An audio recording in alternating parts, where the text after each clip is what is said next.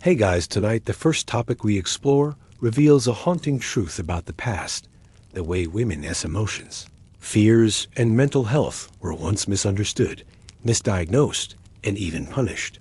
From ancient medicine to Victorian asylums, from so-called hysteria to dangerous remedies, we're about to walk through centuries of treatments, both bizarre and heartbreaking, that were once considered normal.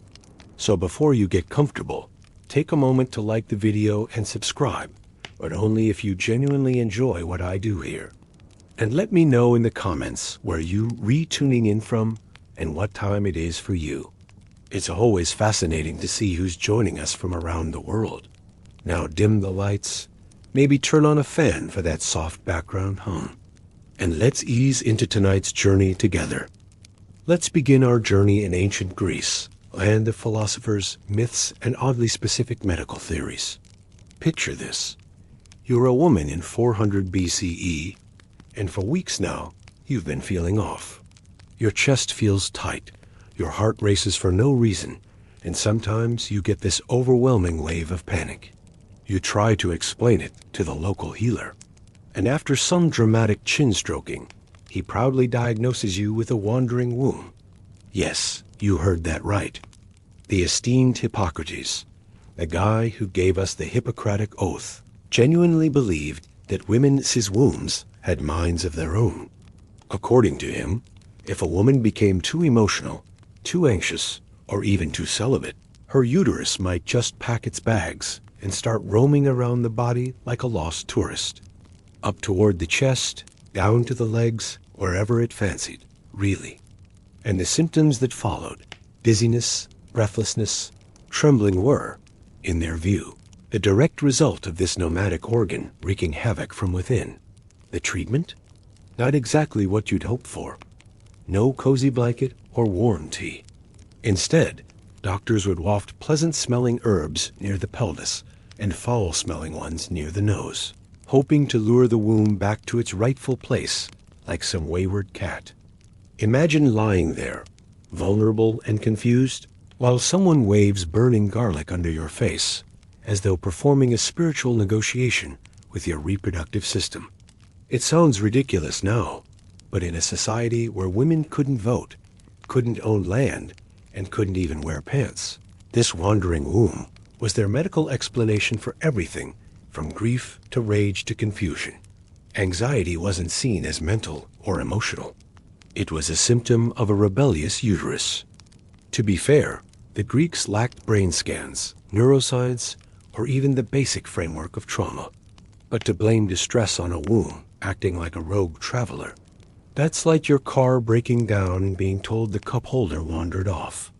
The truth is, these ancient women were living rich, often painful emotional lives, grieving, worrying, aching inside. But instead of being asked how they felt, they were told to sniff incense and stay quiet. And so began a long history, not just of misunderstood symptoms, but of silenced stories. As we drift gently toward ancient Rome, we find a civilization proudly advancing in architecture, law, and engineering. But when it came to women's mental health, empathy remained tragically underdeveloped. If you were a Roman woman struggling with worry or unease, there was no one to turn to. No warm counselor, no soothing voice on the line. You might be told that your womb was understimulated, that the solution was marriage, quickly followed by pregnancy.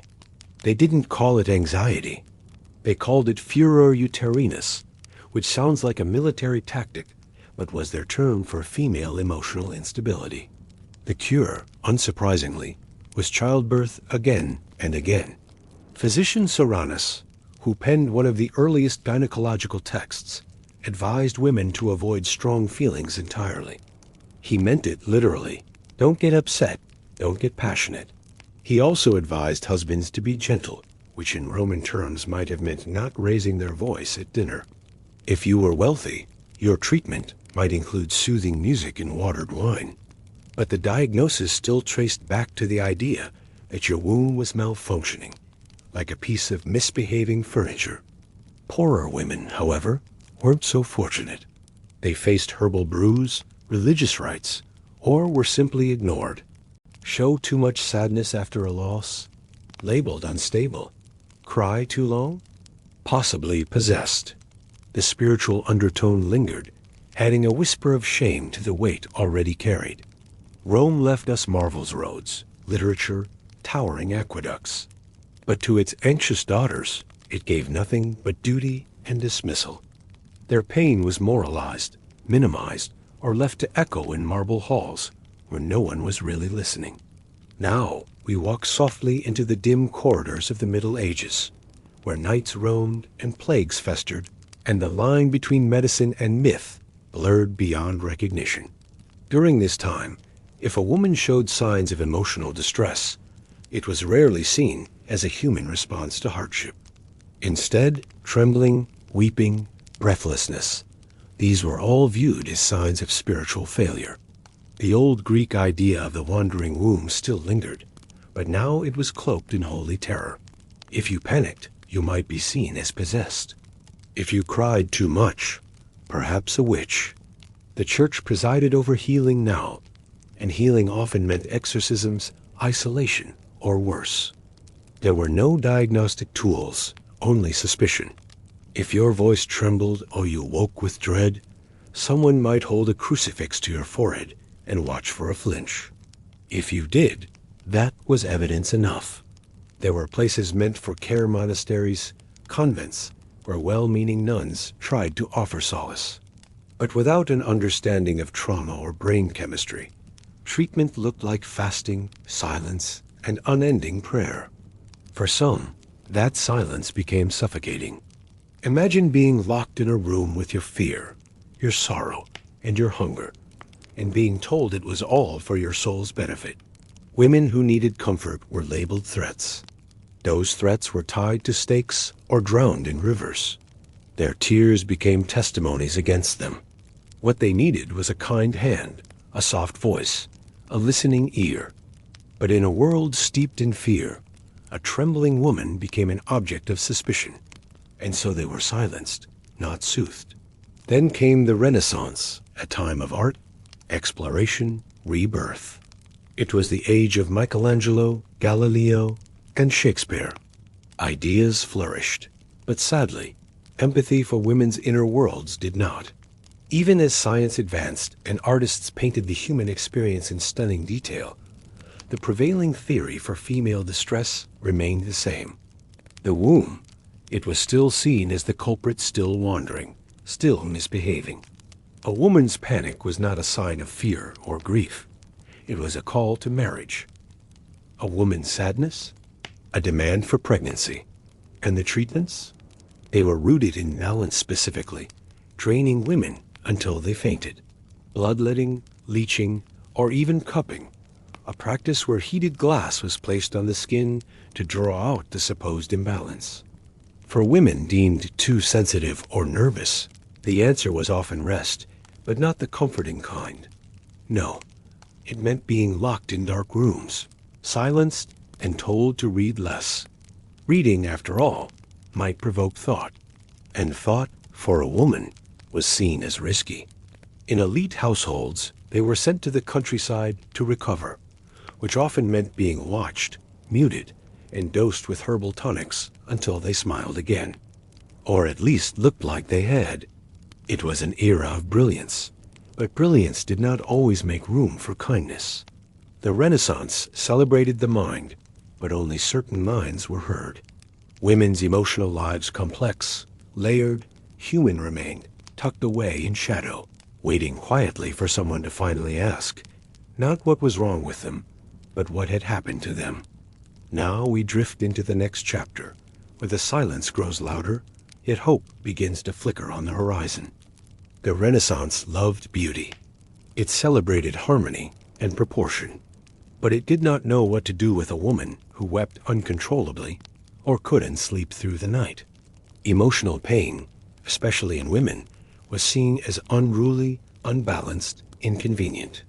So it was muted, draped in silk, locked behind chamber doors, dismissed as womanly trouble. And in the grand halls where paintings were born and symphonies were composed, women with anxiety walked silently, heads bowed, wondering if perhaps the problem really was inside them. Not the world, not the pressure, not the grief, just them. Because in the age of enlightenment, a woman's fear was still considered a flaw to be hidden, not a wound to be heard. As we step forward into the 17th and 18th centuries, the world is alight with discovery. Telescopes stretch into the heavens. Philosophers debate liberty and the soul. And Isaac Newton offers new rules to explain falling apples and falling apart. Yet for women quietly battling anxiety, this rush of logic and innovation offered little reprieve. Though the womb was no longer blamed for roaming, the medical gaze still lingered, now focused on their nerves. Women became nervous ladies, a term that sounded delicate, almost graceful, but veiled deep misunderstanding. Doctors in powdered wigs, penning treatises by candlelight, still believed women were biologically prone to emotional collapse. They were said to have too many nerves, too much sensitivity, too much imagination. And so anxiety was treated not as sorrow or exhaustion, but as excess too much feeling, too much being. Prescriptions included rest, lukewarm baths, gentle walks, or the ever-popular laudanum, a syrupy blend of alcohol and opium, designed to hush the mind and cloud the pain. For wealthier women, there were retreats peaceful, elegant, and suffocating. Servants fluffed pillows while books were gently taken away.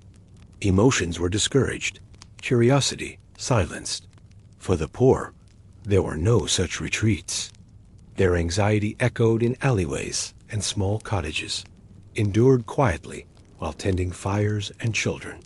And if a woman showed too much spirit, too much fear, or too much grief, she could be declared unstable, with a single signature from her husband sealing her fate locked away, medicated or forgotten. This was the Enlightenment, a time when reason opened doors for men, but quietly closed them for women who dared to tremble. The 19th century arrives with lace gloves and stiff corsets. The Victorian era elegant in posture, strict in temperament. Emotion, especially female emotion, was considered impolite at best and dangerous at worst. Anxiety didn't vanish. It simply wore a new name: nervous exhaustion, hysteria, melancholia. Enter the rest cure, a method both celebrated and quietly terrifying.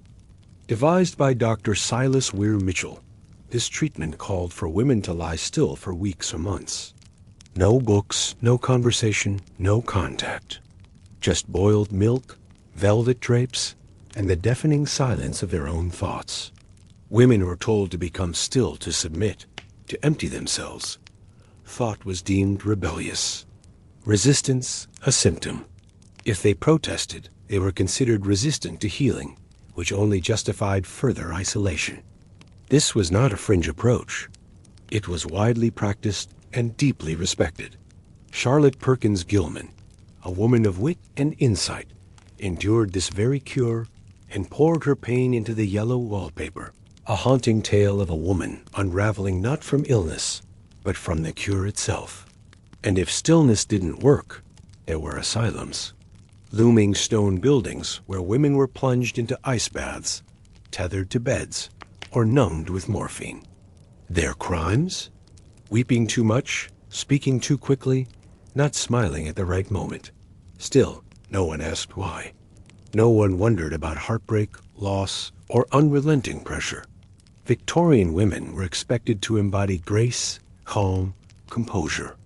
If they cracked beneath that weight, they were removed gently, quietly, and indefinitely. Society wasn't interested in healing anxious women. It was only interested in keeping them from spoiling the dinner table. Then the 20th century dawned. Corsets loosened. Machines roared. The world modernized. And into this noisy, new age stepped Sigmund Freud, offering a curious kind of revolution. No longer were women blamed for demonic possession or uterine mischief. Freud proposed a new theory. Perhaps it was the mind itself. Repression, the unconscious, the hidden architecture of desire. Women were now invited to lie on a couch, not to rest, but to speak. And they did. But even this progressive method came with a price. Their fears, their sadness, their unease were interpreted through a particular lens. One focused largely on sex, parents, and unresolved childhood wounds.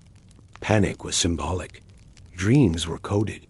And every tremble had a meaning, often sexual, sometimes parental, rarely straightforward. This method was softer, but still quietly blaming.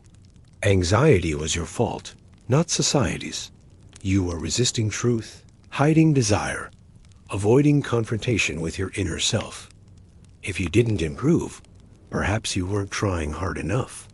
Psychoanalysis swept through the intellectual world. In quiet Viennese rooms, women whispered to male doctors who scribbled notes and nodded solemnly. It was, at best, a fragile kind of progress. The asylum had become a study, the restraints replaced by interpretation. But the weight of being misunderstood remained. Could a woman simply be anxious without being pathologized? Could her tears stand on their own without being dissected for hidden meaning? Still, the silence lingered. Now it's the 1950s. The war has ended. Lawns are trimmed, pies are cooling, and expectations are ironed into crisp collars. You are a woman in suburbia, pearls at your neck, lipstick perfect, dinner planned. But beneath the perfection is a quiet pressure. Anxiety lingers behind the polished windows and floral curtains. And no one asks why. Because everything is supposed to be fine. Enter Mother's Little Helper, Milltown. Then Valium. Small pills with soft promises. Calmness in capsule form, handed out with a smile. Doctors offered them readily, and magazines praised their virtues. Feeling overwhelmed? Anxious? Empty? Just take one, dear. And don't forget to smile. Trauma wasn't discussed. Loneliness wasn't explored. The idea that maybe, just maybe, a life of suffocating perfection and unspoken despair could be unbearable was brushed aside. The pill made you quiet, pleasant, easy. No one needed to ask hard questions if you weren't crying anymore. And so, behind the polished facades and manicured hedges, countless women lived with unspoken worry and quiet grief. Because in this shiny, efficient world, there was no room for a woman's anxious heart, only space for her to play the part she was given, and to play it without trembling. The Renaissance loved beauty. It celebrated harmony and proportion, but it did not know what to do with a woman who wept uncontrollably or couldn't sleep through the night.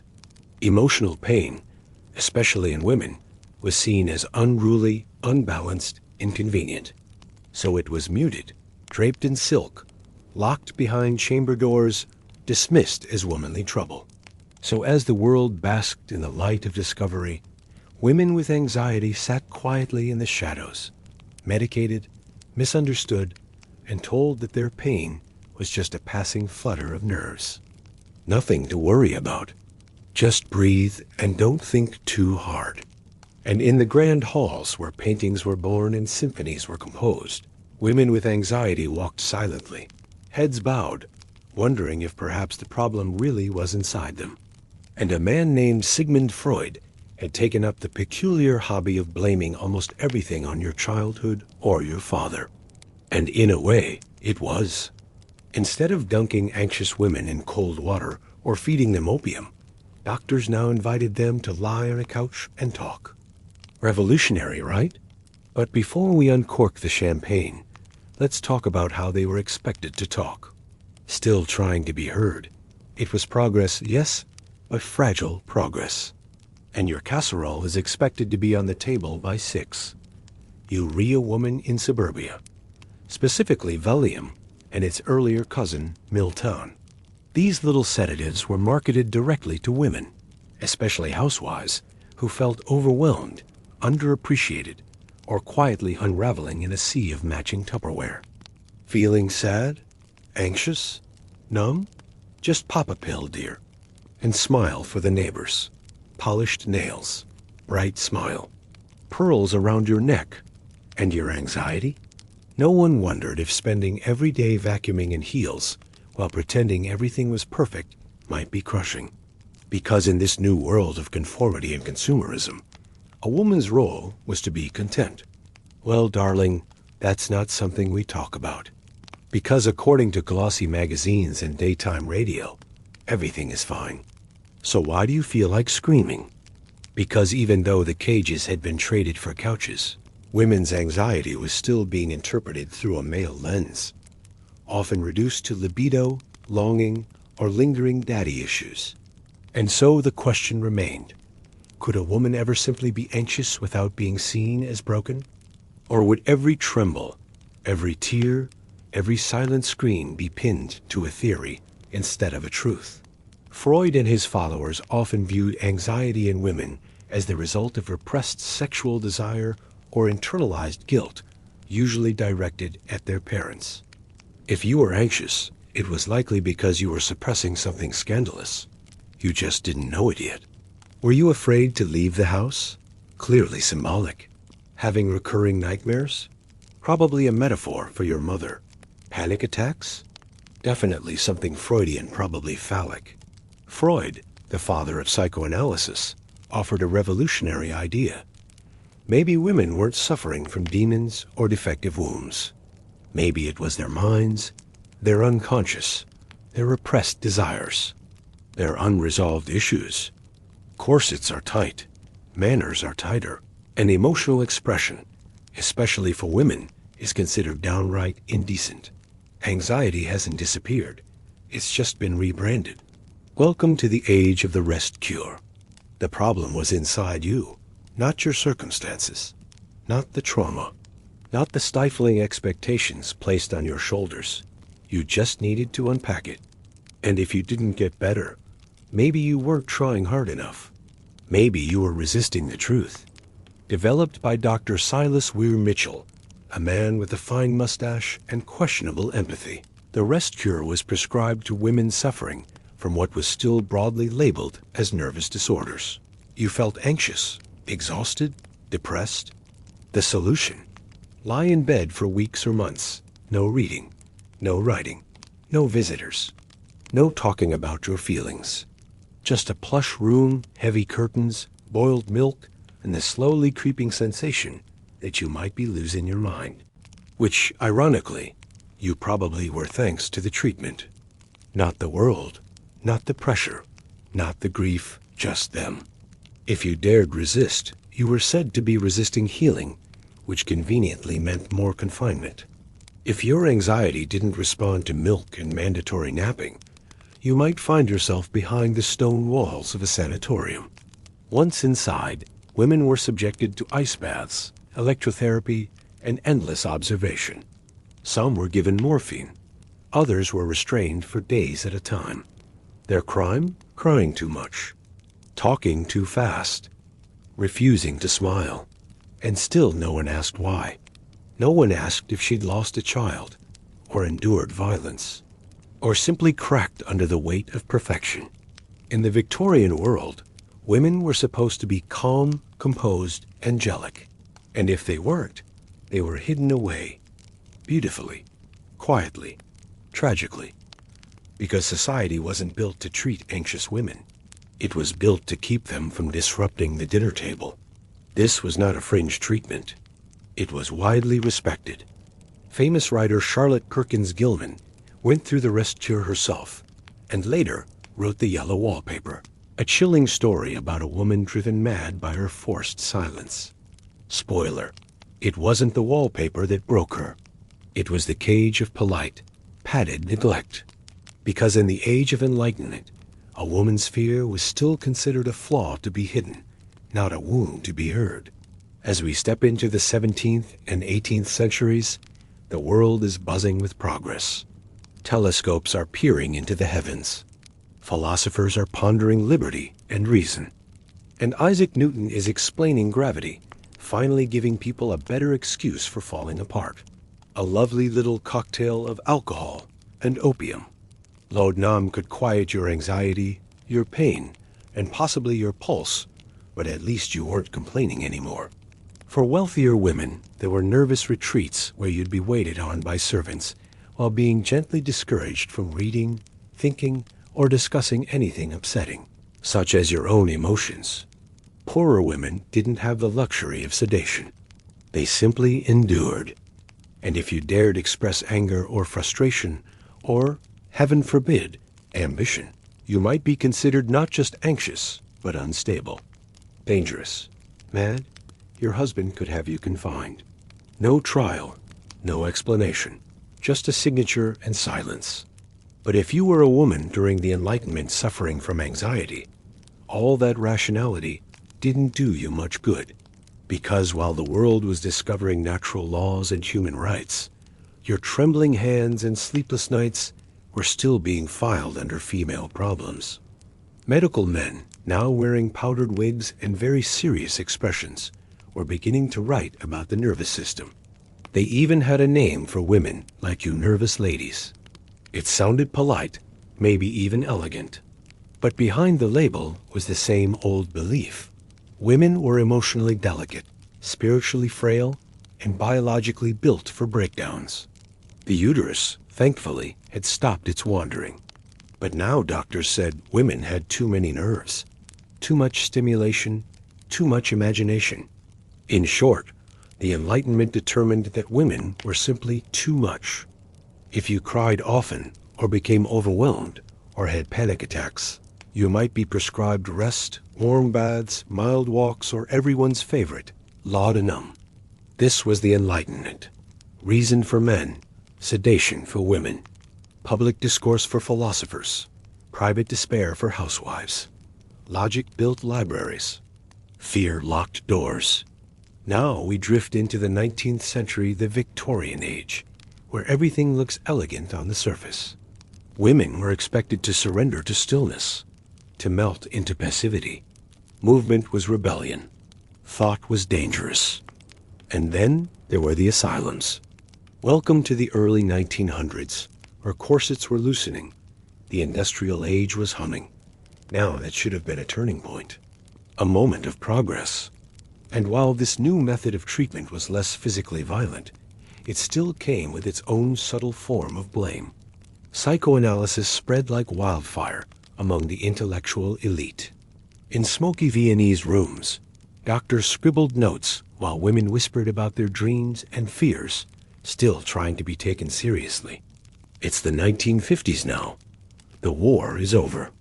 The lawn is trimmed. Enter Mother's Little Helper, the nickname for a small pill with a big promise: calmness. Doctors handed them out like candy. No one asked about trauma. No one asked about loneliness.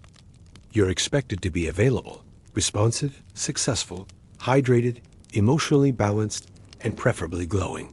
All while maintaining a curated smile on a platform that calls itself social. The modern woman isn't just managing her life, she's managing her brand. And somehow, anxiety is both a red flag and an aesthetic. Now, posts like "My anxiety is bad today" can trend, as long as they repaired with the right filter and a caption that is self-aware, but not too messy. They're canceling plans, logging off, letting the dishes sit in the sink. Who say, "Me too," instead of, "Why can't you just push through?" They're rewriting the narrative, one exhale at a time. They're learning that healing isn't linear, that some days you'll meditate and journal and go for a walk. Other days you'll cry into your cereal and delete your calendar. Both are okay. And shockingly, the world keeps spinning. It's not easy. The guilt is still there, whispering, "You should be doing more." Maybe it means you're awake in a world that tries so hard to numb you. So tonight, if your mind is racing or your heart is heavy, remember this: you are not a machine. You are never meant to be. And in a culture that worships hustle and productivity, choosing to rest, truly rest, is not weakness. It's wisdom. Ancient, sacred, revolutionary. But now there's another voice rising beside it. A quieter one. You've done enough for today. Breathe. Vulnerability sells, but only if it's digestible. And if you try to unplug, good luck. The world doesn't slow down. The algorithm punishes you. Emails pile up like guilt. Even meditation has become performance art, tracked by an app and graded by your smartwatch. Anxiety is everywhere, but so is advice. You can scroll through reels promising to cure your nervous system in under 30 seconds. Breath work, matcha, journaling, tapping, all great tools, until they become just another checkbox in your already overfilled day. And through it all, the root of women's anxiety remains surprisingly consistent: pressure. The pressure to be liked, to be successful, to be informed, responsive, healthy, thin, ethical, kind, efficient, creative, funny, but not too funny. And don't forget to reply to your boss, your best friend, and that mom group chat that somehow never sleeps. It's no wonder your chest feels tight, because in the age of being on 24/7, rest feels radical, silence feels suspicious, and peace? That's a full-time job on its own. But here's the quiet truth. Your anxiety isn't a glitch. It's not loud. It doesn't go viral. It doesn't wear matching athleisure or quote productivity gurus. It just rests. Rest as resistance. Rest as reclaiming. Rest as the long-forbidden medicine women were denied for centuries. Not the forced kind, prescribed by Victorian doctors, but the chosen kind. The kind that says, I don't owe anyone my exhaustion. It's a signal that your nervous system wasn't designed for this much noise. After centuries of being silenced, sedated, shamed, and scrolled into exhaustion, something unexpected is happening. Women are slowing down. Not because the world has eased its grip. It hasn't. But because many are realizing that racing to meet impossible standards only leads to one place: burnout with a side of existential dread. So now, in corners of the internet and quiet living rooms, in yoga studios and therapy circles, a soft revolution is underway. Women are learning to say no, not as a failure, but as a boundary. Communities are forming around this truth. Groups of women who hold space for each other without judgment. And maybe, just maybe, anxiety doesn't mean you're broken. Criminals were tattooed on the face or neck with words like thief or traitor, permanent reminders to society of what that person had done and who they would never stop being. It was called chipe, branding for exile. Your punishment didn't end with your sentence. It stayed on your skin for life. Some Chinese warriors wore ink not by force, but by choice, marking their bodies with loyalty to their brothers or unwavering devotion to a cause. Early Japanese tattoos, known as irizumi, were far more than decoration. They were symbols meant to ward off evil, to protect fishermen from the whims of the sea, to signal spiritual strength or personal status. Because sometimes, the ink that marks you also defines you. Tribal peoples like the Celts and the Picts, who lived in what is now Britain and Scotland, stunned Roman soldiers with their appearance. They came into battle sometimes cloaked in wolf pelts, sometimes unclothed, but always adorned with swirling blue tattoos. Fierce spirals and knotted lines covered their faces and bodies. They used a plant-based dye one that stained the skin a deep, stormy blue. These were not mere ornaments. They were battle armor. They were identity. The church wielded enormous power, condemning tattoos as unholy. The body, they said, was a sacred vessel. To mark it was to defile it. And so pagan symbols and traditional tattoos were swept away, dismissed as dangerous and rebellious. Still, ink quietly endured. To tattoo your body was to say, I am not afraid to bleed. Proof that you had made it across the sea, through deserts, past bandits, and illness. Explorers like Captain James Cook weren't just charting new lands. Tattoos soon drifted from ship to shore, seeping into port towns like rum-soaked legends. Sailors built their own tattooing traditions, each image a blend of protection, pride, and personal story. An anchor tattoo meant you'd crossed the Atlantic. A turtle meant you had passed the equator, a rite of passage known as becoming a shellback.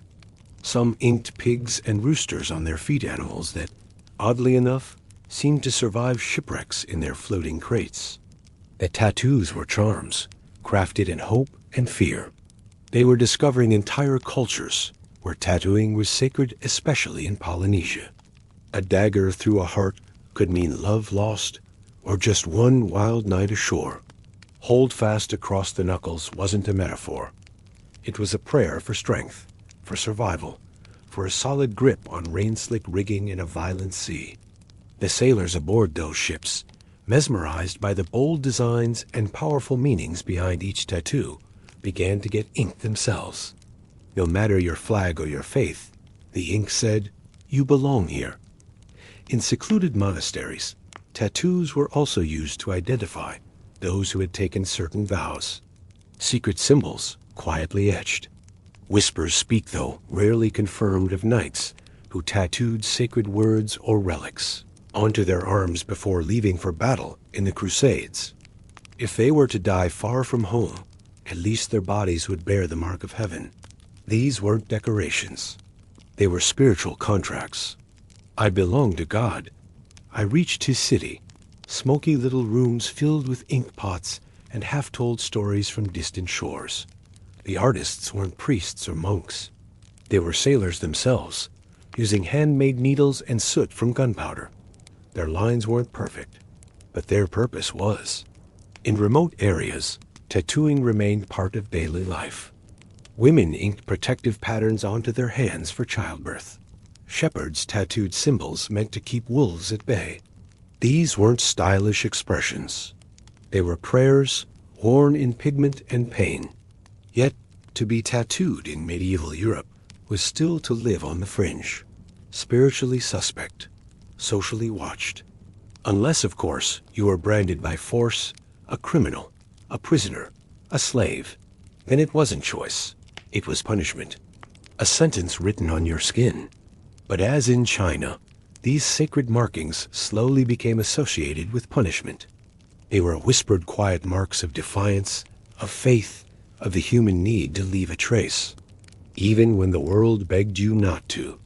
But that same Rome, so proud of its order and discipline, would turn to tattoos as tools of control. Criminals were branded. Slaves were marked with symbols of ownership.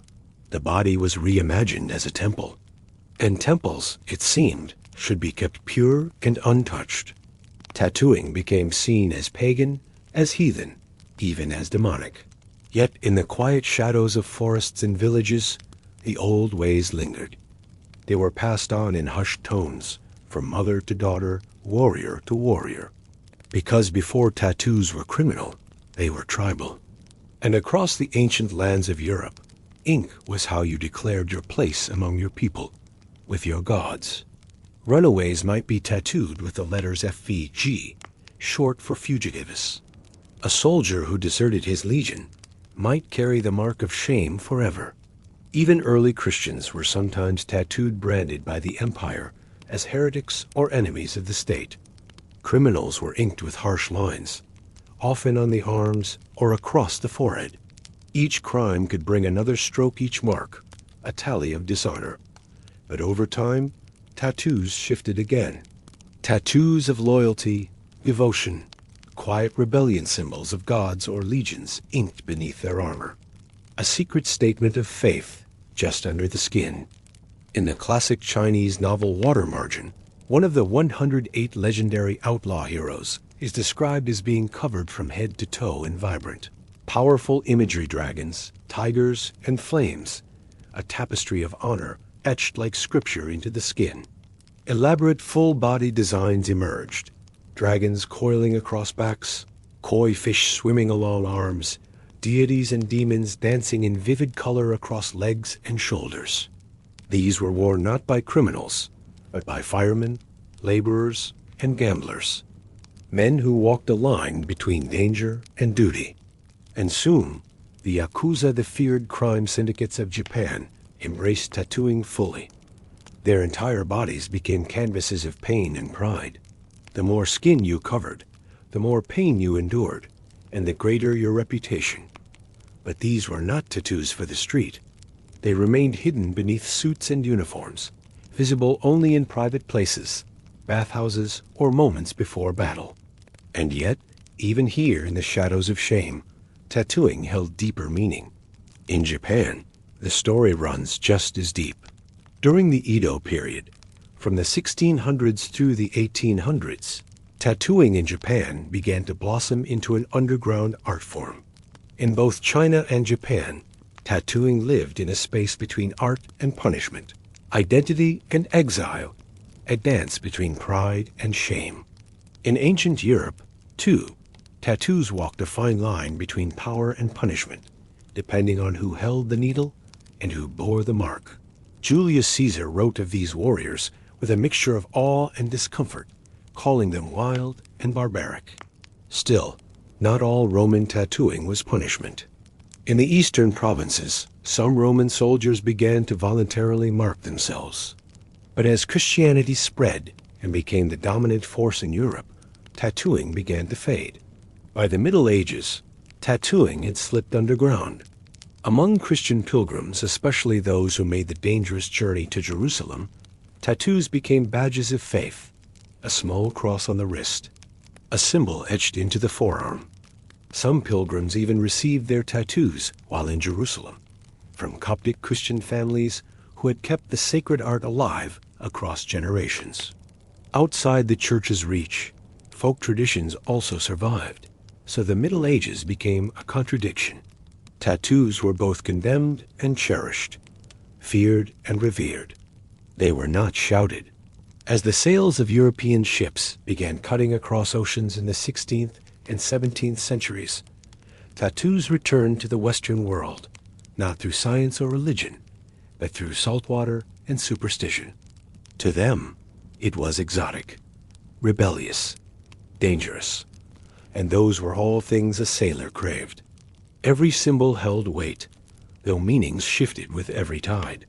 Tattooing became a sailor's language, a way to speak without words, to share who you were when home was a moving deck and loneliness was constant. In dockside towns like New York, London, and Lisbon, tattoo parlors began to appear. But for men who faced drowning, disease, and mutiny, a little pain for a permanent memory didn't seem so bad. Tattoos became keepsakes, confessions, maps of the places you'd been, and the parts of yourself you couldn't leave behind. In an era when most people's stories faded with time, sailors wrote theirs in ink and let the sea carry them into legend.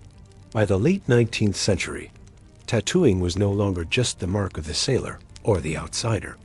Thanks to a spark, quite literally, from electricity, tattoos were stepping into the modern world. And while most artists were still men, women were beginning to enter the craft needle in hand.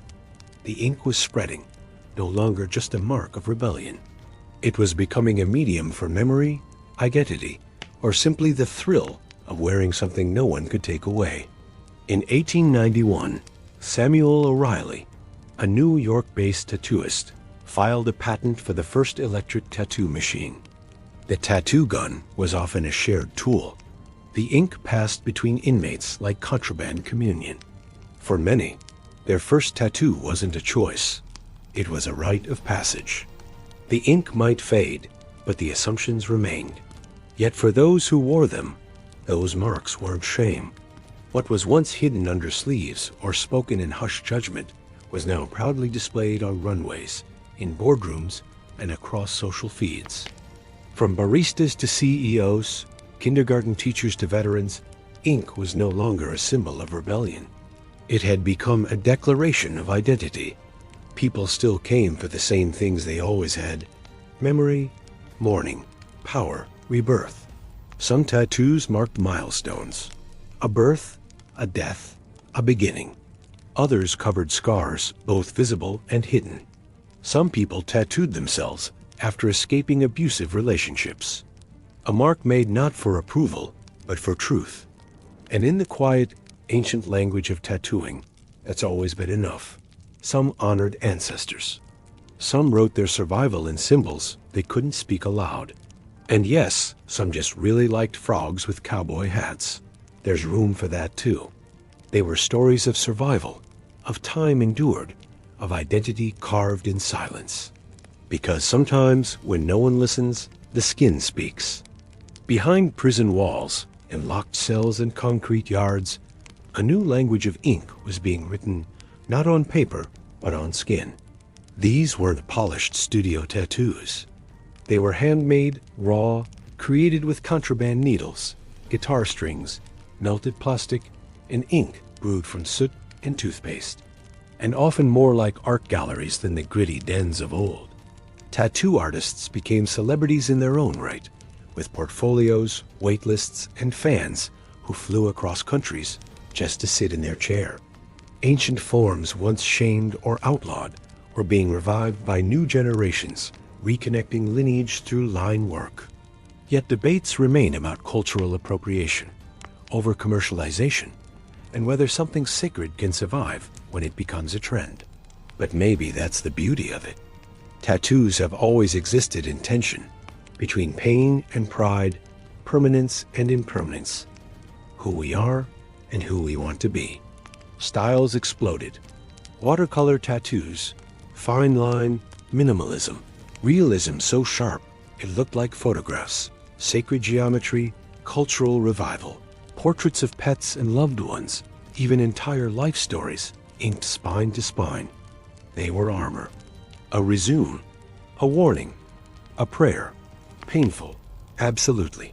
Precise, rarely. Meaningful, always. Inspired by Thomas Edison's electric pen, O'Reilly's device allowed for faster, more precise work with far less blood. Artists, especially in urban areas, began incorporating the stark, bold lines of prison art into their own work. What started as survival behind bars became a style replicated in shops, immortalized in movies, and echoed in street culture. Every image told a story. Every placement carried weight. A spiderweb on the elbow. Time served. A teardrop near the eye. A life taken or a life lost. 5 dots on the hand 4 corners and 1 in the center meant I am surrounded. In Soviet prisons, tattooing became a detailed system of status and survival. A cathedral inked across the chest could signal years behind bars, each dome a sentence. Stars on the shoulders indicated a high-ranking inmate, not to be disrespected. But faking a rank through ink could get you killed. Suddenly, tattoos could be done in hours instead of days. Pain was still part of the package, but now the process felt less like surgery and more like art. With this came a new era, the tattoo as performance. Circus sideshows and dime museums began to feature tattooed men and women as curiosities. You'd been to war, to sea, to jail, or you'd run away with the circus. And yet, behind closed doors, the elite were quietly getting tattooed too. It's said that both King Edward VII and his son, the future George V, had tattoos, one with the Jerusalem cross, the other with a dragon etched in Japan. Aristocrats in Europe, and even some American high society figures, began to explore the novelty of body art discreetly, privately, always with plausible deniability. There was Captain George Constantinus, the tattooed Greek prince, whose entire body was covered in intricate Eastern designs, and Nora Hildebrandt, one of America's first tattooed ladies, whose ink was matched only by the dramatic and likely fabricated tale of her captivity and forced tattooing by a savage tribe.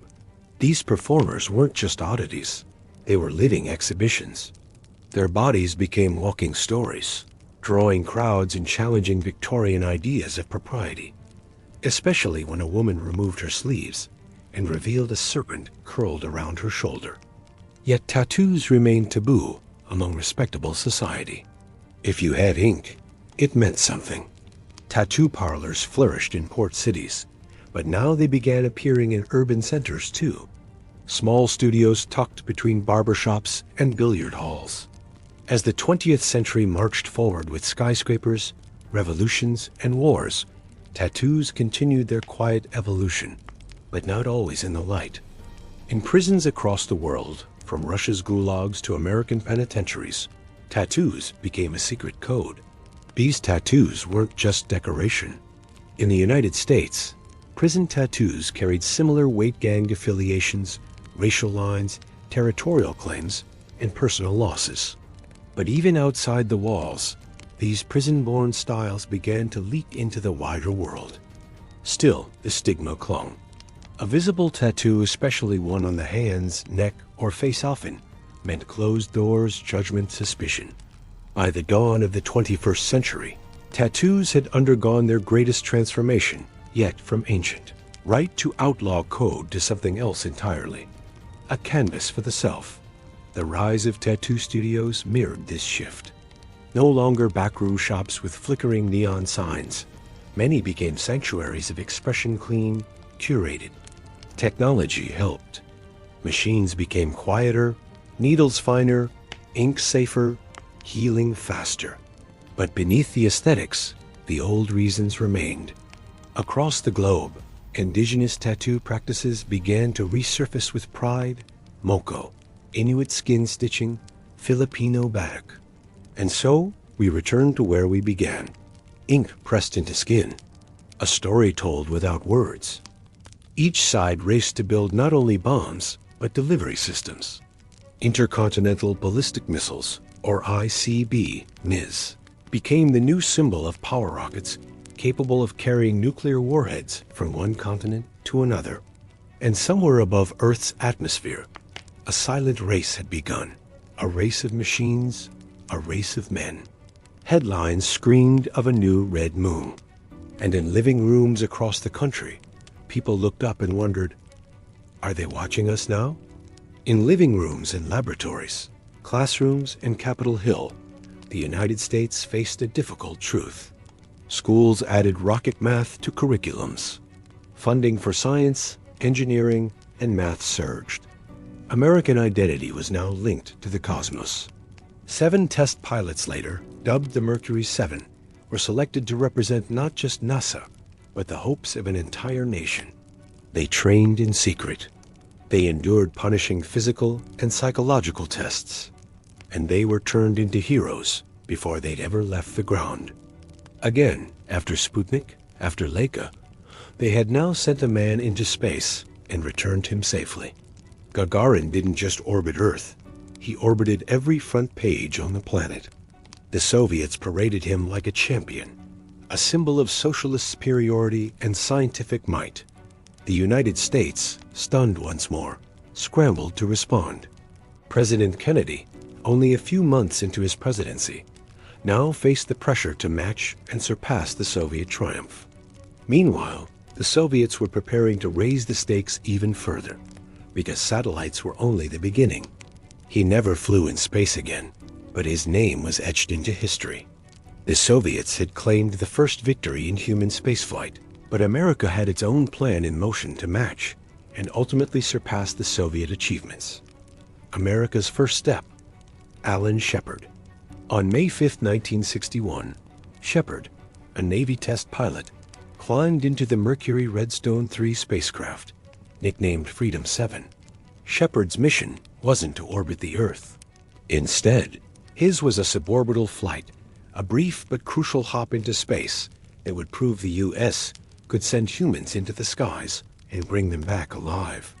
The stakes were high, because on that day, humanity crossed a line we'd only ever imagined. We were no longer earthbound. One man, one orbit, and the space race had officially entered its most human chapter. The next goal was clear: to send a human into space and bring them home. For America, the challenge was no longer hypothetical. It was real, personal, urgent, and it was only a matter of time before someone, Soviet or American, would risk their life to cross that invisible boundary between Earth and everything beyond it. But politics has always steered the rocket. This wasn't just about curiosity. It was about Cold War dominance. Space was the new high ground. Inside it sat a 27-year-old Soviet pilot named Yuri Gagarin. He was calm, smiling, even clad in an orange flight suit and a white helmet. He looked more like a test pilot than a pioneer. But what he was about to do had never been done leave Earth entirely. At 9:07 a.m. Moscow time, the Vostok 1 spacecraft roared to life. Gagarin's voice crackled through the radio with a single word that would echo across the planet. Koyakali, let's go. With that, he became the first human being to enter space. The flight lasted just 108 minutes.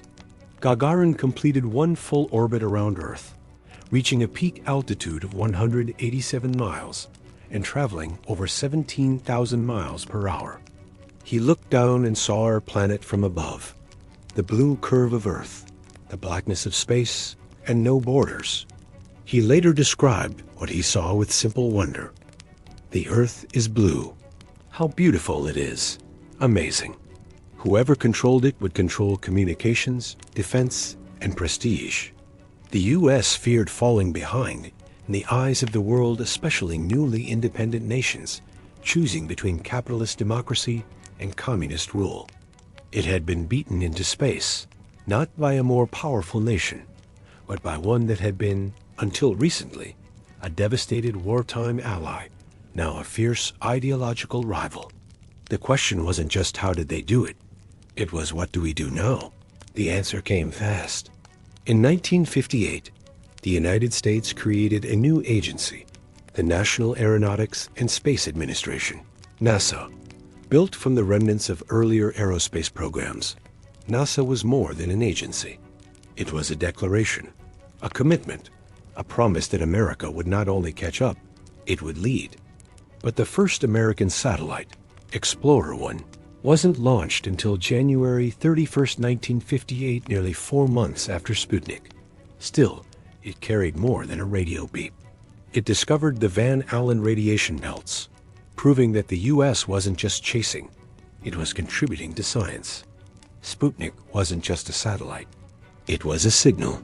It told the world that the USSR had reached space first, and it turned space into a battlefield of prestige, politics, and paranoia. President Eisenhower tried to stay calm, insisting that the U.S. was not falling behind. But behind the scenes, alarm bells rang. Funding for science programs skyrocketed. Congress rushed to create NASA. American school children were suddenly encouraged to study math and physics, not just to get good jobs, but to defend freedom. Within a month, the Soviets launched Sputnik 2, carrying a passenger, Laika, a stray dog plucked from the streets of Moscow. Laika became the first living creature to orbit the Earth. She would not survive the flight, but the message was clear. The Soviets weren't just ahead, they were accelerating. And now, for the first time, humanity was no longer alone in the stars. We had sent someone up, and the race had truly begun. A race where the finish line wasn't a place, but a dream. It was a clear night on October 4th, 1957, when the world changed, not with a bang, but with a beep. From a launch site in the barren steppes of Kazakhstan, the Soviet Union sent a small metal sphere into orbit. It was called Sputnik 1, a shiny aluminum ball no larger than a beach ball, weighing just under 200 pounds, with 4 long antennas poking from its sides. It had no camera, no passengers, just a radio transmitter that emitted a steady stream of beeps as it circled Earth every 96 minutes. But those beeps echoed like thunder. To the Soviets, Sputnik was proof of their triumph. The first artificial satellite ever launched by mankind. The first object made by human hands to break free from Earth's gravity. It was a staggering technical achievement. It meant their rockets worked. It meant they were ahead. To the Americans, it was a wake-up call wrapped in polished aluminum. But it didn't take long before someone asked a different question. What if we pointed these toward the stars instead? Space became the next frontier, not for exploration, but for domination. It wasn't just about science. It was about symbolism. Whoever reached space first would claim moral superiority, technological supremacy, global awe. For the Soviets, the challenge was personal. After years of devastation and isolation, they saw space as a chance to prove their strength to the world and to themselves. In the United States, space became a matter of national pride and strategic necessity. Losing wasn't just a failure, it was a threat. And so two nations looked to the heavens, not with wonder, but with urgency. Rockets were no longer just weapons. They were ladders to prestige. Panic rippled through the United States. If the Soviets could launch a satellite into space, they could launch a nuclear warhead across the ocean. Schools ran duck and cover drills. The shock of Sputnik hit hard. The space race had become a national mission. Television programs featured space science for children. Enter Project Mercury, America's first manned spaceflight program. April 12, 1961. Just after sunrise in the Kazakh desert, a slender silver rocket stood on the launch pad, tall, silent, and poised to change history. But make no mistake, this was not just a moment of human achievement. It was a geopolitical earthquake. The Soviets had done it first. Yuri Gagarin returned to Earth a hero, landing in a field and startling a farmer and her daughter before calmly explaining he had come from space. Just weeks after Yuri Gagarin made history, the United States was reeling, but not defeated. Shepard's flight was only going to last about 15 minutes, a brief moment in space, but it was a public declaration. The United States was in the race, and it wasn't about to lose it.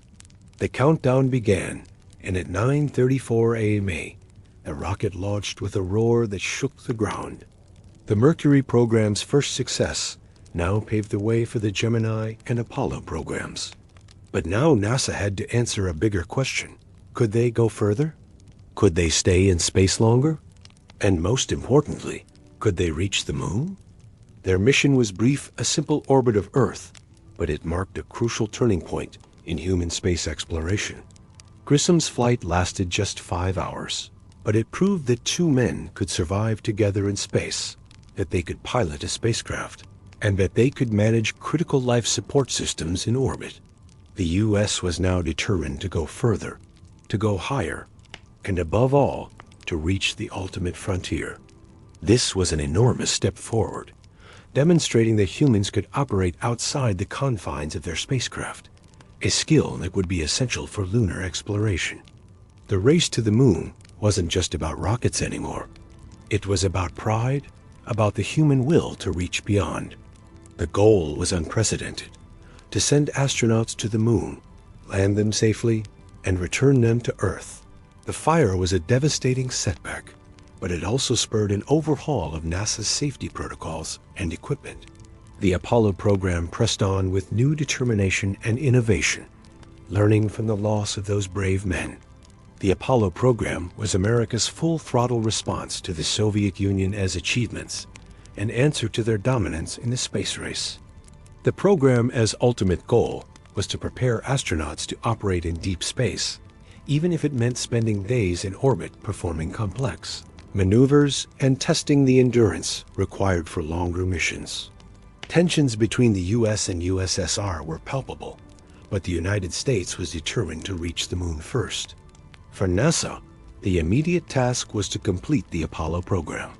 With 5 more successful moon landings between 1969 and 1972, astronauts explored different parts of the lunar surface, conducting experiments and collecting rock samples that would offer clues to the moon's history. Each mission reinforced the U.S. position as the undisputed leader in space exploration. Although it had succeeded in sending the first human into space, the USSR never managed to land on the moon. The race was won, but the Soviets continued with unmanned missions to explore Venus and Mars, and even launched their own space station program, Salyut, which eventually led to Mir, a massive orbital research station that became a symbol of Soviet scientific ambition in space. But space exploration continued, driven by a shared desire to learn, to grow, and to push the boundaries of what humanity could achieve. And the challenge of space made a bold proclamation that would set the stage for one of humanity's greatest feats. And by the early 1970s, political support for further lunar missions began to wane. The Cold War was still intensifying, but the urgency to outdo the Soviet Union in space was fading. As a result, the Apollo program was abruptly cut short after Apollo 17 in 1972.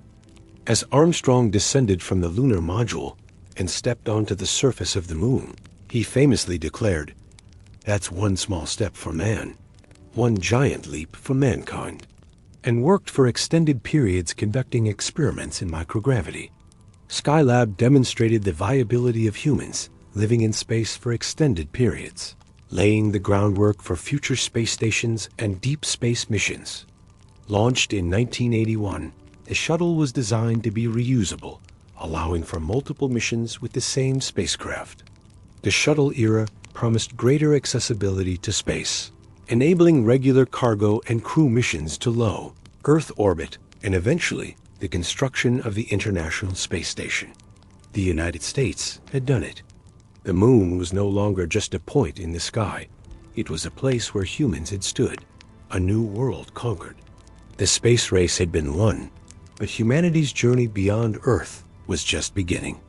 As the crew Frank Borman, Jim Lovell, and William Anders circled the moon, they became the first humans to see the far side of the moon with their own eyes.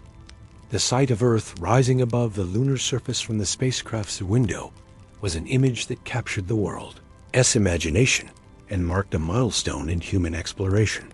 On May 25th, he stood before a joint session of Congress and declared that the United States would land a man on the moon by the end of the decade. The Apollo 11 mission had fulfilled President Kennedy's promise, and Neil Armstrong's first step onto the lunar surface echoed as both a national victory and a global triumph for humanity. The stakes were now clear. It was no longer just about sending humans into space. It was about reaching the moon and bringing them back. America was ready for the moon, and the Soviet Union, though still ahead in some respects, had little to show for its efforts in comparison. The United States was gearing up for its grandest challenge, yet a challenge that would not just test technology, but human spirit. The race to the moon was heating up, and the finish line was within reach. And the stakes had never been higher. Shepard soared upward, climbing to 116 miles above Earth, entering space for just a few minutes. As he floated weightlessly, he experienced a moment of awe, looking down on the blue planet below him. He didn't have the chance to look long. After a short, thrilling journey, Shepard's flight took a sharp descent and landed in the Atlantic Ocean.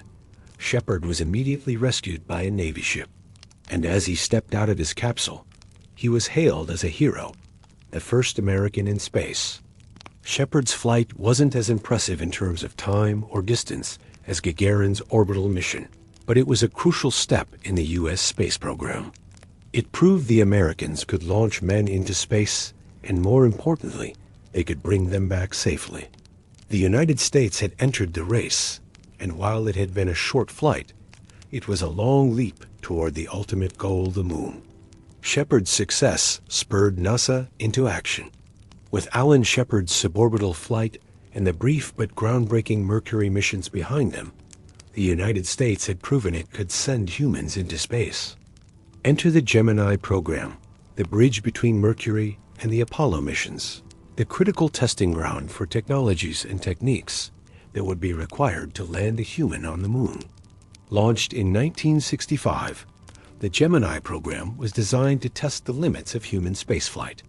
It was bigger, bolder, and more ambitious. The Gemini spacecraft was twice as large as the Mercury capsule and could carry 2 astronauts, making it the first program to push the boundaries of extended space missions.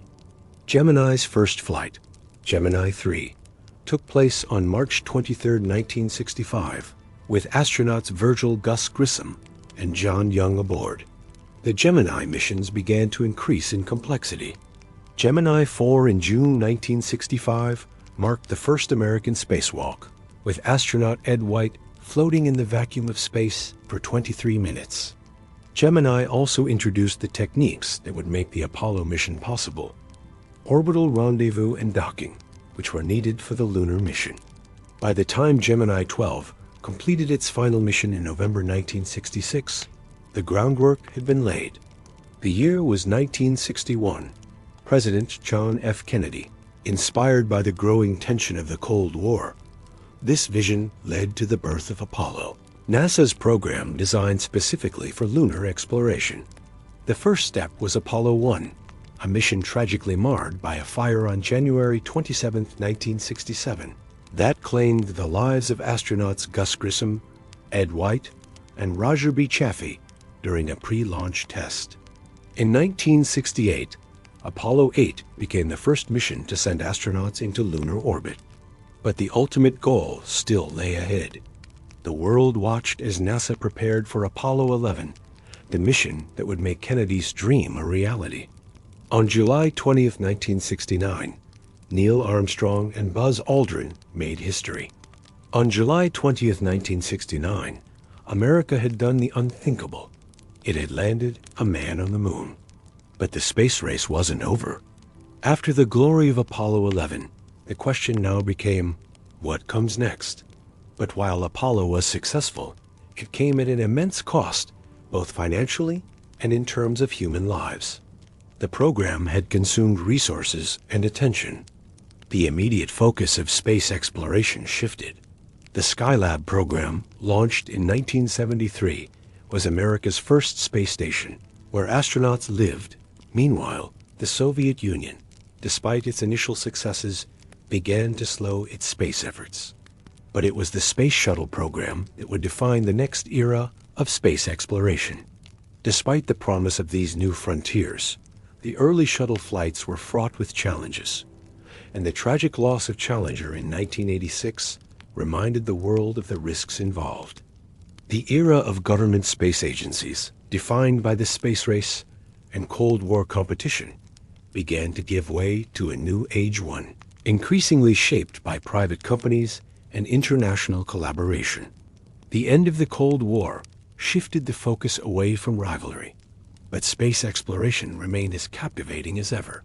In the 1990s, the International Space Station began to take shape in low Earth orbit.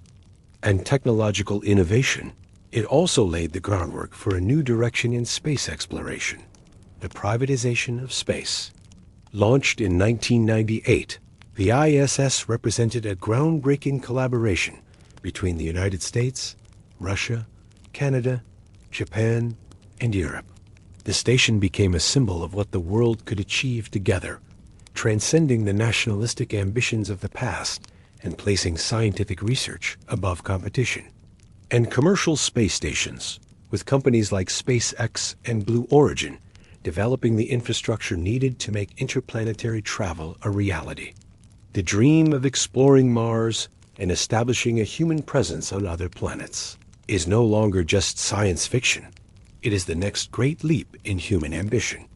And just like during the space race, the stars are calling once again. In 2021, SpaceX's Starship completed successful test flights designed for deep space missions. NASA has partnered with private firms to build the Artemis lunar program, which aims to land humans on the moon once again, with plans for a sustainable presence by the 2020s. A place so incredible that, according to the great historian Herodotus, it was more magnificent than even the Great Pyramids of Giza.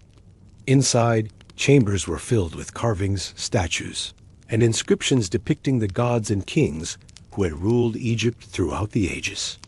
But like many ancient marvels, the labyrinth faded from view, hidden beneath the shifting desert sands, as if the land itself had swallowed it whole. Perhaps most intriguingly, Herodotus wrote of the labyrinth's sheer size, not just a few rooms or passageways, but a sprawling complex stretching over vast areas. He claimed it was so large and complex that it was impossible to explore fully. Herodotus, the Greek historian who traveled extensively in the 5th century BC, was among the first to write about this astonishing sight. In his travels, he was brought to Egypt, where he saw the labyrinth firsthand, and what he witnessed left him in awe. It was called the Labyrinth, an enormous underground complex, unlike anything seen before, stretching far beneath the earth and the monuments of Egypt. It was more than just a building. It was a labyrinth of monumental proportions, filled with secrets and hidden spaces. He said it was impossible to explore it all in a single visit due to its vastness and intricacy. Some resembled the gods of Egypt. Others immortalized pharaohs in stone. Its legend has haunted historians, archaeologists, and treasure hunters for centuries. A particularly striking description involved a colossal statue of Osiris, towering over the labyrinth's central chamber, serving as a constant reminder of the divine presence permeating the complex. It was more than a collection of rooms or passageways.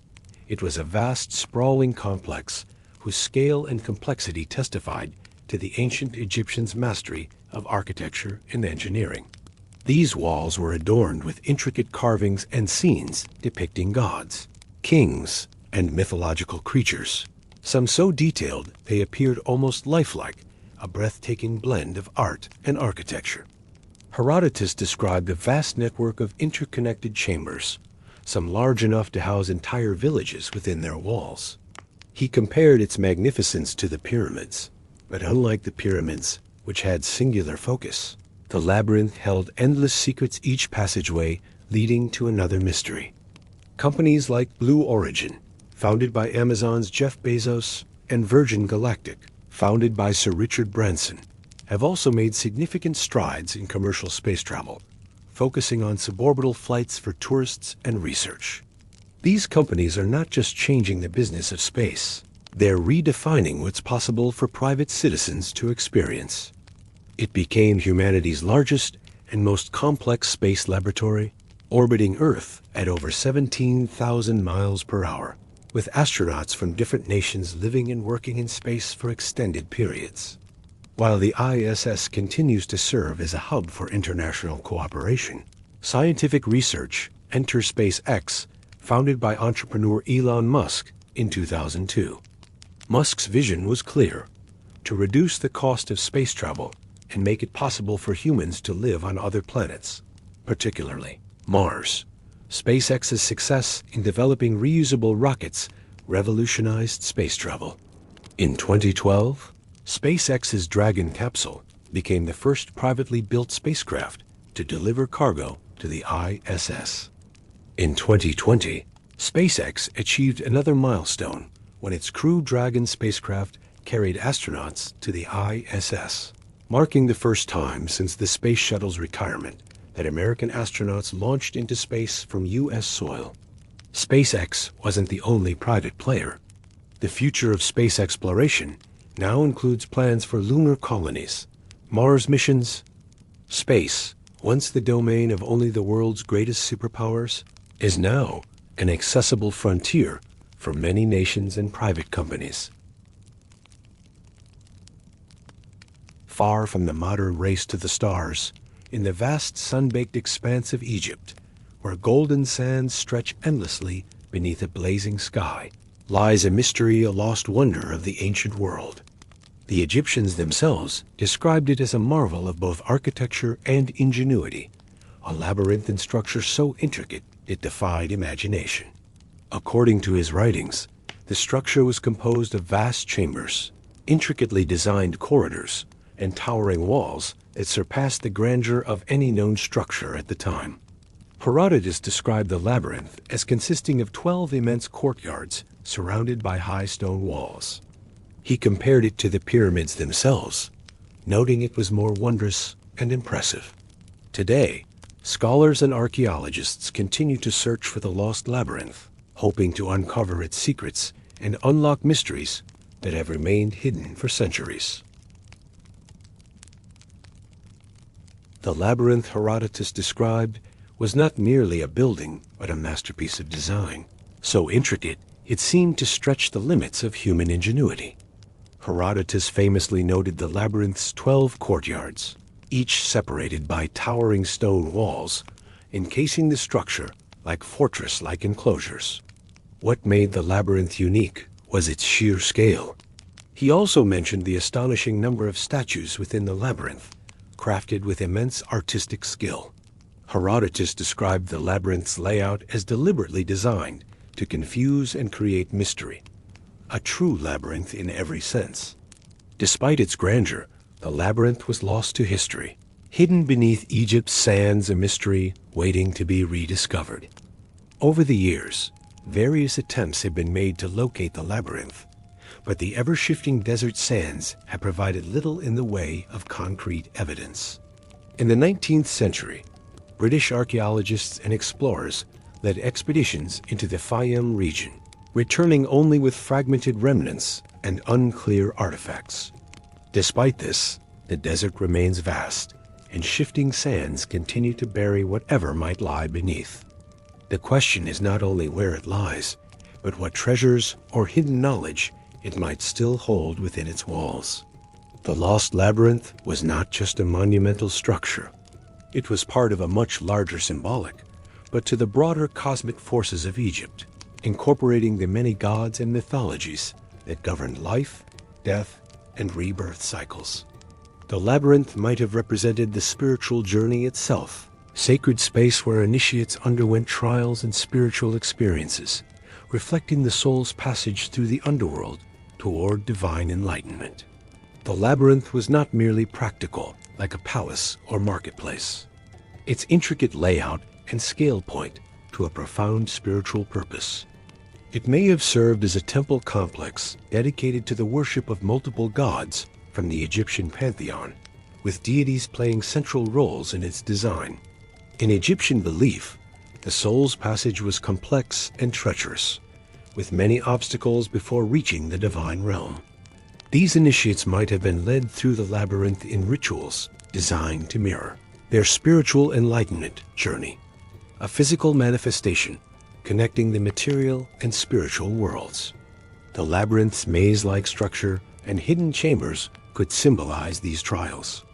Its symbolism, mysteries, and profound connection to the ancient Egyptian worldview continued to captivate those searching for secrets buried beneath the sands. The labyrinth's passages and chambers might reflect the night sky's patterns, perhaps mirroring the sun's path or the soul's journey through the stars. Just as souls had to navigate the labyrinth's passages, they also journeyed through the underworld, guided by gods and faith. The Egyptians' deep religiosity meant their monuments often carried symbolic meaning, representing aspects of the afterlife, cosmic order, and the soul's journey. Herodotus also believed the labyrinth's passages and chambers were as intricate as those inside the pyramids, suggesting a deep architectural and symbolic connection between the two. Some experts believe parts of the labyrinth may lie submerged beneath the lake, hidden by thousands of years of sediment and water. Others speculate it could be buried under sand dunes near remnants of ancient Egyptian cities or temples, waiting silently for discovery. Satellite imagery, ground-penetrating radar, and modern excavation methods now aid researchers in scanning vast desert stretches where the labyrinth might lie. Some scholars believe massive stone remains echoes of the Great Labyrinth. Herodotus described still rest hidden beneath the sands. Early explorers and archaeologists using limited tools ventured into the desert, particularly near the Fayum Oasis and Lake Moeris locations Herodotus indicated as the labyrinth's possible site. According to ancient sources, the labyrinth was constructed there. The fertile Fayum region has importance in Egyptian civilization, makes it a promising candidate for housing the labyrinth. Archaeologists have uncovered traces of ancient stone foundations and architectural remnants, though no definitive evidence yet confirms the labyrinth's existence. These early 19th century expeditions found little beyond scattered ruins and unclear remnants, enough to spark interest, but not enough for definitive discovery. Like the pyramids, its design could have been tied to Egyptian cosmology. The ancient Egyptians believed in a complex layered universe that blended material and spiritual realms. The labyrinth's vast corridors and hidden chambers may have symbolized the soul's journey through the afterlife, and spiritual landscape that requires understanding in relation to Egypt as other great wonders, especially the pyramids. Some recent researchers believe they may be closing in on the labyrinth's location, suggesting the complex could be hidden beneath a series of vast, unexplored ruins near the Fayum. Still, the labyrinth's exact location remains elusive. Its possible existence buried beneath the sand, both tantalizing and frustrating. They discovered some curious ruins, large rectangular stone structures that some believed might have been part of the labyrinth's walls. Yet, these findings remained inconclusive, and no one has definitively identified a structure connected to the labyrinth itself. It is no surprise that Herodotus, when describing the labyrinth, compared it to the pyramids, considering both as products of the same rich cultural and spiritual world. While the pyramids are commonly associated with the burial of kings and the afterlife, the labyrinth may have had a different function, yet one equally steeped in symbolism. In modern times, new technologies like satellite imagery, ground-penetrating radar, and drones have offered fresh hope for discovering the lost labyrinth. As with many great mysteries of the ancient world, the lost labyrinth calls to those who dare to uncover its secrets. The Great Pyramid of Giza, built for Pharaoh Khufu, stands as a testament to Egypt's power and the complexity of its religious and architectural systems. Some theories propose that the labyrinth was built as a temple complex dedicated not to a single god, much like the pyramids were tombs facilitating the pharaoh's passage to the next life. Though the exact relationship between the labyrinth and the pyramids remains unclear, both embody the grand vision of ancient Egypt, a civilization that looked beyond the physical world toward the mysteries of the cosmos and eternity. Many theories assert that the labyrinth was a sacred site where ancient rituals and religious ceremonies took place. One compelling theory suggests the labyrinth represented the afterlife itself. The labyrinth may also have been a ritualistic space where priests and initiates underwent spiritual tests and rites, possibly linked to mystery schools that imparted sacred knowledge to chosen individuals. Another theory ties the labyrinth to astronomical alignments. The ancient Egyptians keenly observed stars and celestial movements, which guided their agricultural calendars and religious practices. Whatever its true purpose, the lost labyrinth remains an enduring enigma. The search for the labyrinth has been long and difficult. In the 20th and 21st centuries, the search gained momentum with advancements in technology. One key location consistently linked to the labyrinth is the area around Lake Moeris and the Fayum, oasis near the ancient city of Crocodilopolis. In recent decades, occasional reports of underwater ruins near Lake Moeris have sparked renewed interest. Despite all these advancements, the labyrinth's discovery remains elusive. Yet the search is far from over. Every new excavation and every fresh scan of the desert brings a glimmer of hope that one day, the lost labyrinth may emerge once again, offering its secrets to the modern world. With its intricate corridors, chambers, and symbolic carvings, the labyrinth could be a repository of sacred texts or ritualistic wisdom. Some scholars speculate it could contain documents shedding light on Egypt's deeper spiritual beliefs, mysteries of the afterlife, the gods they worshipped, and rituals performed to ensure the soul's passage to the next world. The labyrinth might offer clues about Egypt's social and political structure. The mysteries of the ancient world still wait to be unlocked, and one day the lost labyrinth may emerge from the shadows to reveal its secrets. Its symbolic significance, woven deeply into Egyptian culture, has echoed through history-shaping myths of ancient Egypt and later civilizations alike. Even absent, the idea of the labyrinth continues to captivate the human imagination. Was it built under the direction of a single pharaoh, or through the collaborative efforts of many workers and craftsmen? Their maze-like structure likely mirrored the difficult path the deceased had to navigate to reach the afterlife, a realm full of challenges, trials, and mysteries where only the worthy passed to eternal life. Pilgrims would walk labyrinths to symbolize their quest for salvation. Whether in Egypt, Greece, or later traditions, the labyrinth remains a powerful metaphor for the human soul as complex struggle to find meaning and purpose. The labyrinth as a sacred space requiring wisdom and courage to navigate transcended borders and connected to the broader human experience of seeking truth and enlightenment. It reminds us that some mysteries, though buried, are timeless, waiting to be uncovered when the world is ready to understand their deeper meanings. Many believe the labyrinth lies buried near the ancient city of Crocodilopolis, once home to a temple dedicated to Sobek, allowing researchers to explore previously inaccessible or unknown areas and detect signs of hidden structures, even those buried beneath thick layers of sand. This location is central to theories placing the labyrinth in the Fayum, as Herodotus himself noted. The idea that portions of the labyrinth lie underwater offers new hope for those convinced it still waits to be rediscovered silent, ancient, and ready to share its secrets. Each year brings new technologies and methods that bring us closer to uncovering its hidden secrets.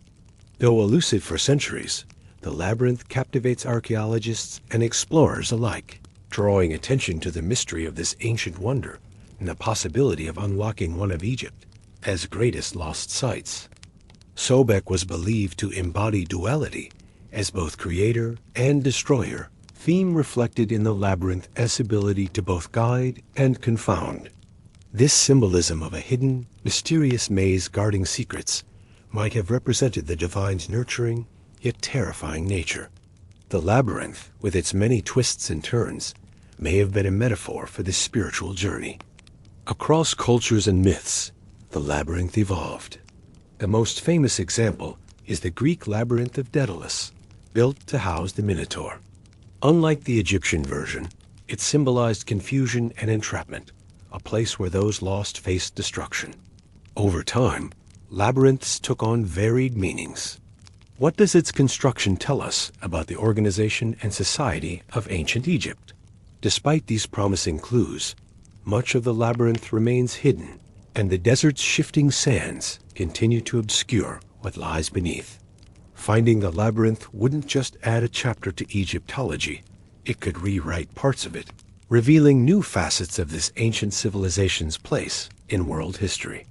The sands of Egypt may hold more than just a forgotten building. They may hold the keys to understanding the deep spiritual and architectural ingenuity of one of history's most remarkable civilizations. The search for the lost labyrinth is not merely an archaeological quest, it's an attempt to uncover a hidden chapter of Egypt's history, a chapter that could dramatically alter our understanding of the ancient world. Its sheer size and complexity, as described by Herodotus, suggest it was built with advanced engineering techniques that might have influenced later monumental structures, such as the pyramids and temples scattered across Egypt. If ever found, the labyrinth would provide unprecedented insights into the architecture, religion, and daily life of one of history's most advanced civilizations.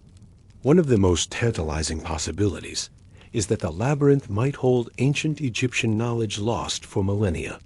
If such texts or symbols remain preserved within the labyrinth, they could offer a profound glimpse into Egypt's religious practices and cosmology, revealing aspects of civilization obscured by time.